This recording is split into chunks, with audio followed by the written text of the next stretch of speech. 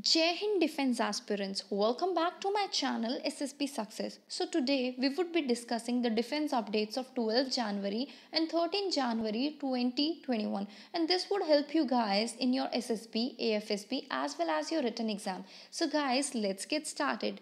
The first news we have is British Hindus write to Boris Johnson over rampant persecution of minority groups in Pakistan. So British Hindus ने एक letter लिखा Boris Johnson को किस चीज़ के ऊपर जो harassment हो रही है माइनॉरिटी ग्रुप्स की पाकिस्तान में उनके लिए। उस लेटर में ये बोला गया कि रिसेंटली सिचुएशन जो है माइनॉरिटीज़ ग्रुप्स के लिए और भी बदतर होती चली जा रही है पाकिस्तान में। सेवरल ब्रिटिश हिंदू ऑर्गेनाइजेशन ने एक जॉइंट लेटर को साइन किया और वो प्राइम मिनिस्टर बोरिस जॉनसन को भेजा और उनको बोला गया कि आप प्लीज़ जल्दी से जल्दी एक्शन लीजिए और इस रैम्पेंट प्रोसिक्यूशन को रोकिए जो कि हिंदूज़ के खिलाफ हो रही है पाकिस्तान में।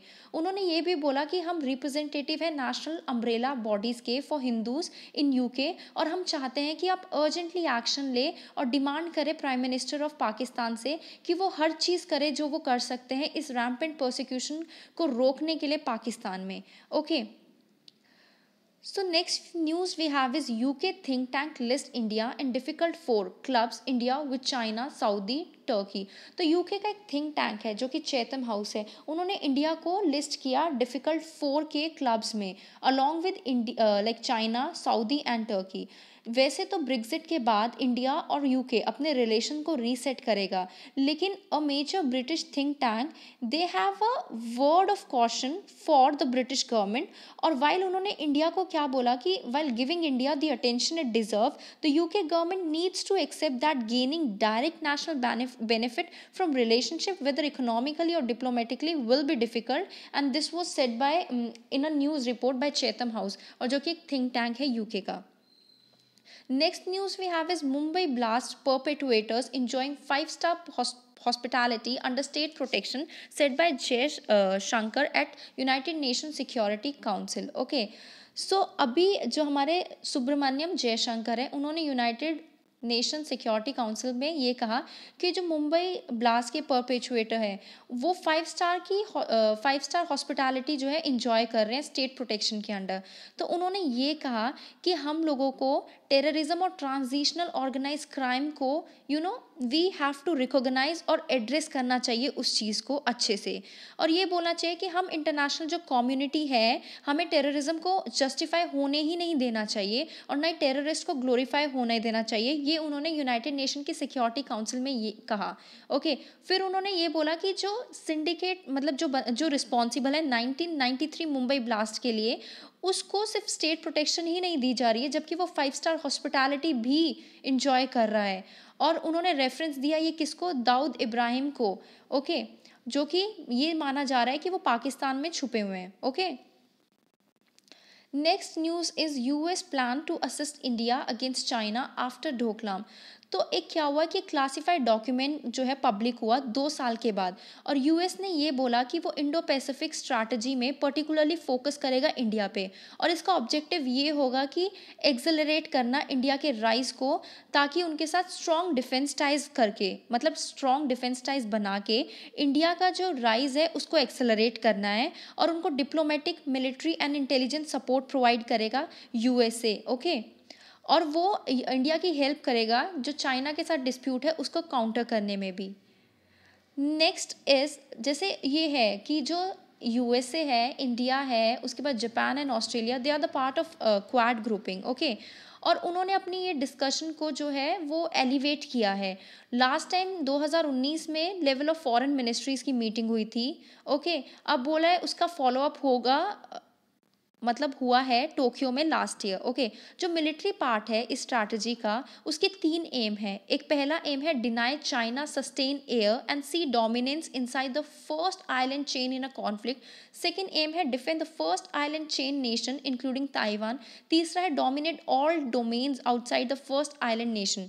Okay, the next news we have is India put focus on Afghanistan as China plays games at UNSC by blocking entry eight की सैंक्शन कमेटी।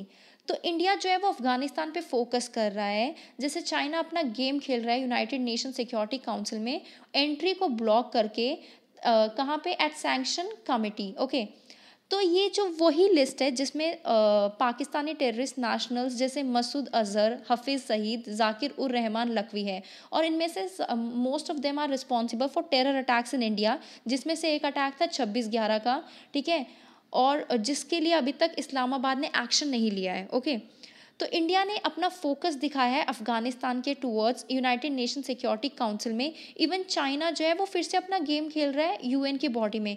चाइना, जैसे कि सबको पता है कि वो एक परमानेंट 5 मेंबर है यूएन बॉडी का। ओके, तो वो इंडिया को प्रिवेंट कर रहा है कि वो यूएनएससी की 1267 की मीटिंग को हेड ना करे, जिसमें ये सारे इंटरनेशनल टेररिस्ट को लिस्ट किया गया है, और ये सेम लिस्ट में ये पाकिस्तानी के टेररिस्ट जो हैं, नेशनल्स जो हैं, वो शामिल है, जैसे मसूद अजहर, हाफिज़ सईद, जाकिर उर रहमान लखवी, और ये most of them are responsible for the terror attacks. Okay, the next news we have is India Bangladesh to increase counter terror cooperation, exchange real time information via nodal points। जो इंडिया बांग्लादेश है वो cooperate कर रहा है counter terrorism में। Okay, तो और वो रियल टाइम इंफॉर्मेशन को शेयर करेगा विया नोडल पॉइंट्स। ओके, तो ये इंडिया और बांग्लादेश ने एग्री किया एक दूसरे के साथ ताकि वो काउंटर टेरर कॉपरेशन को एनहांस कर सके, स्पेशली ग्लोबल टेरर ग्रुप्स, जो कि ग्लोबल टेरर ग्रुप्स के अगेंस्ट। ये इन्होंने कहा फर्स्ट पुलिस चीफ डायलॉग में, और जो फोकस होगा वो इस चीज़ पे होगा कि जो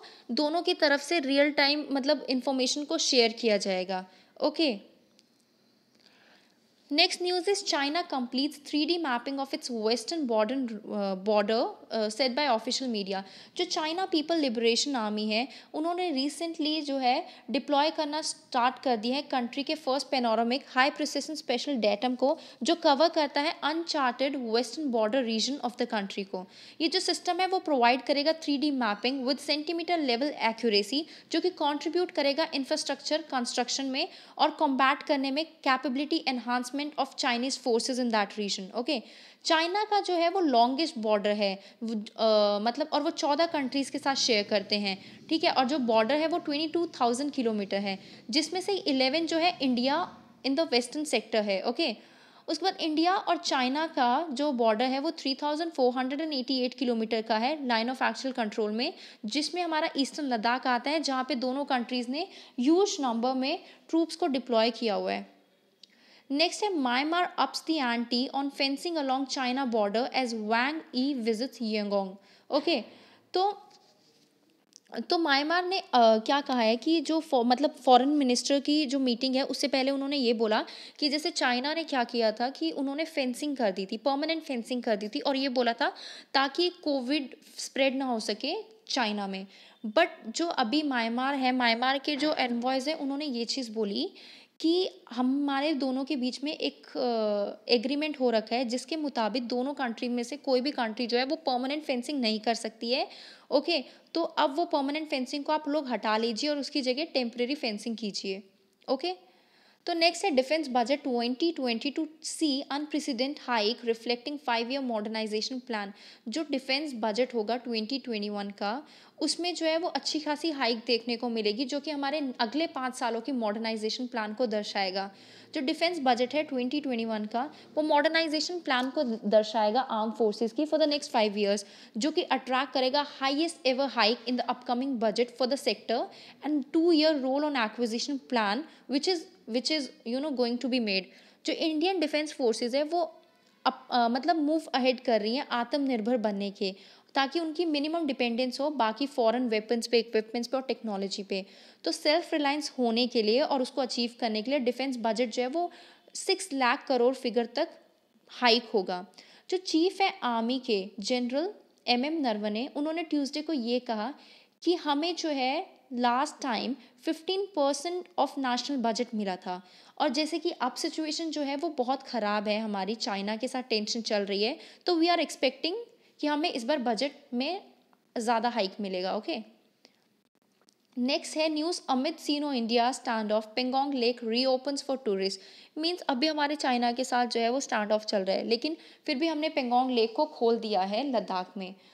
तो ये जो है जो अमिड ऑनगोइंग बॉर्डर टेंशन है जो इंडिया और चाइना के बीच में लाइन ऑफ एक्चुअल कंट्रोल पे, उसके चलते हुए भी जो टूरिस्ट डिपार्टमेंट है लद्दाख में, उन्होंने रीओपन किया पेंगोंग लेक को टूरिस्ट के लिए, जो कि ऑलमोस्ट 1 साल से बंद था।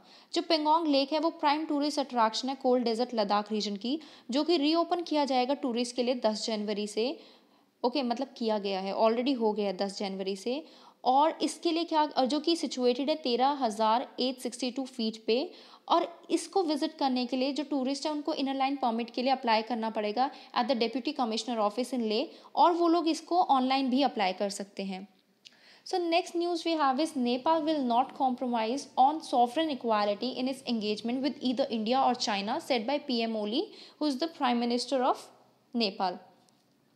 क्या हुआ कि नेपाल ने ये स्टेटमेंट दी, ना ही तो हम इस पोजीशन में हैं कि हम चाइना या इंडिया की टेरिटरी को क्लेम कर सके, बट हम अपने दोस्तों को अपनी टेरिटरी भी क्लेम करने नहीं दे सकते। तो अभी कुछ टाइम पहले 2020 में क्या हुआ था कि हमारा जो है नेपाल ने एक मैप जो है वो पॉलिटिकल मैप को शो किया था। उसमें उन्होंने 3 इंडियन टेरिटरीज को नेपाल का पार्ट बताया था। तो वहाँ यहाँ पे भी वो उसी चीज़ की बात कर रहे हैं। जो हमारा डिस्प्यूट है नेपाल के साथ वो 3 टेरिटरीज में, कौन सा, लिम्पियोदरा, लिपुलेक और कानापानी। ओके, नेक्स्ट है twin seat variation and domestic engine equipped version of J20 make official appearance, CCP bullhorn global times. जो पहली बार एक ट्विंस अभी फर्स्ट अपीयरेंस की है किसने, J20 ने। जो ट्विन सीट वेरिएशन है चाइना का, जो स्टेल्थ फाइटर जेट है, जिसको J20 वर्जन, जिसको इक्विप किया गया है डोमेस्टिकली मेड इंजन के द्वारा, उसको स्पॉट किया गया पहली बार ऑफिशियल वीडियोस में। Okay, which was recently released by its developer and the People Liberation Army Air Force only days before the 10th anniversary on Monday of the aircraft maiden flight. जो twin seat variation है J20, उसको हम electronic warfare के लिए use कर सकते हैं, command of wingman, drone और बॉम्बिंग के लिए यूज़ कर सकते हैं। और इसमें डोमेस्टिक इंजन का क्या मतलब है, इसका मतलब ये है कि J20 जो है वो अब रशिया के इंजन के ऊपर रिलायंट नहीं है। नेक्स्ट है refusing to budge 100 Indian officers to leave for Russia in January for S-400 system training. अब जैसे कि USA ने ये बोला था जो भी रशिया के साथ डील करेगा उस पर सैंक्शन लगेंगे, लेकिन उसके बावजूद इंडिया ने उनसे S-400 खरीदा। और अब ये न्यूज़ आ रही है कि इंडिया जो है वो अपने 100 ऑफिसर्स को रशिया भेजेगा और एयरमैन को रशिया भेजेगा, ताकि उनको ट्रेन किया जा सके और उनको सिखाया जा सके कैसे इस सिस्टम को मेंटेन करते हैं।